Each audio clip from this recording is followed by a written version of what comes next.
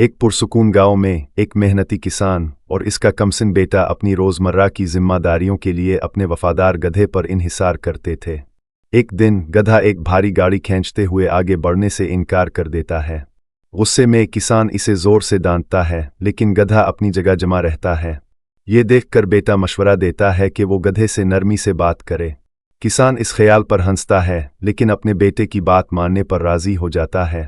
وہ گدھے کے پاس بیٹھ کر اس سے دن بھر کے کاموں اور اپنی احساسات کے بارے میں بات کرتے ہیں۔ حیرت انگیز طور پر گدھا ہلکی آواز میں رینگ کرنے لگتا ہے، جیسے کہ وہ ان کی پریشانی کو سمجھ رہا ہو۔ اس دلچسپ واقعے سے متاثر ہو کر کسان کچھ دیر آرام کرنے کا فیصلہ کرتا ہے۔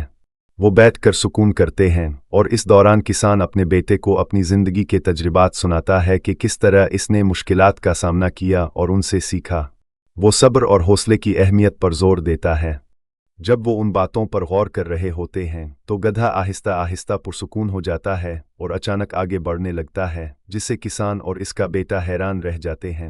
اس واقعے سے انہیں یہ سبق ملتا ہے کہ کبھی کبھار دوسروں کو سمجھنے کے لیے تھوڑا وقت لینا غیر متوقع حل فراہم کر سکتا ہے۔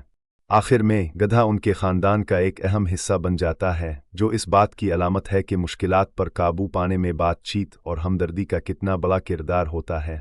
کسان اپنے بیٹے کو یہ سکھاتا ہے کہ ہر جاندار کے اپنے جذبات اور خیالات کو ظاہر کرنے کے اپنے طریقے ہوتے ہیں، اور یہ سمجھ دوسروں کے ساتھ گہرے